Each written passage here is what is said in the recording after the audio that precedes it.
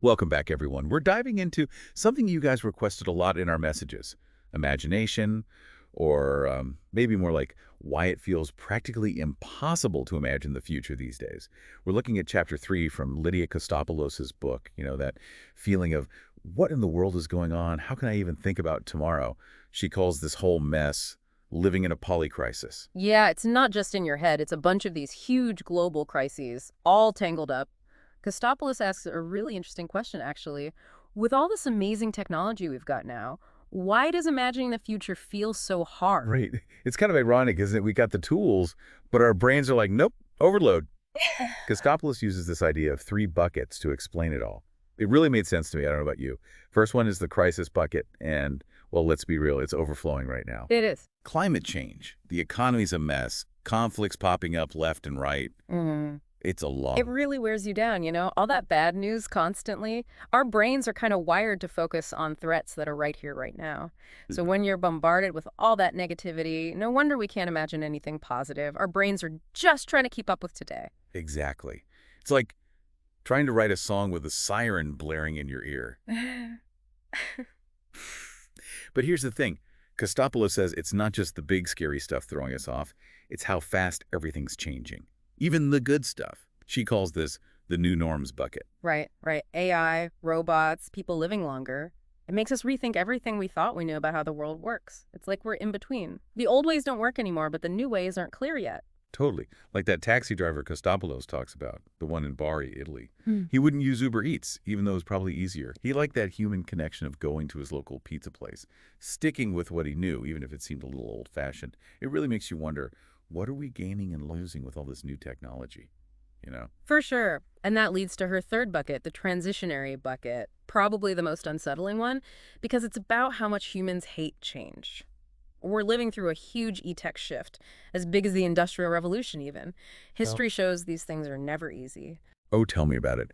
Kostopoulos mentions this 15th century scribe.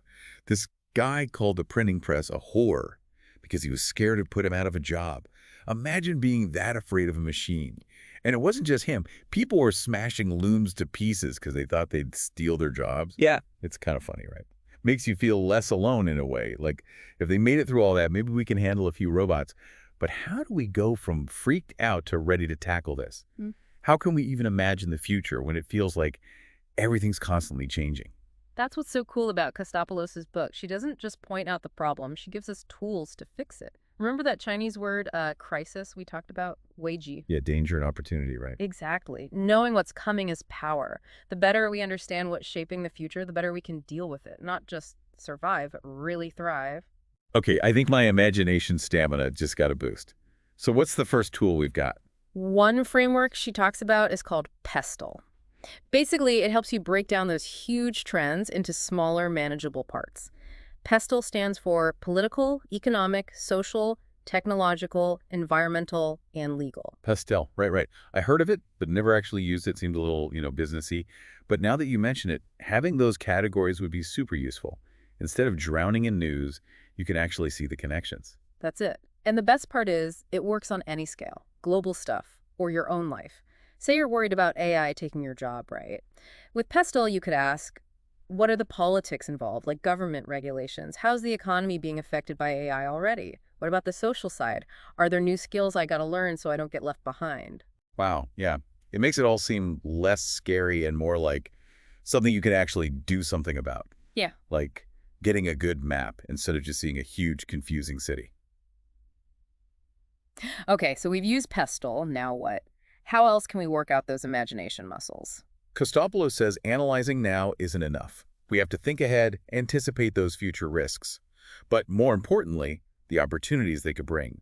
That's where her 8 polycrisis risks come in. I know, risk sounds kind of scary. 8 of them, yeah, I'm starting to feel it. But listen, these aren't about being scared stiff. They're about sparking new ideas. They get you asking what if, which can lead to some creative solutions.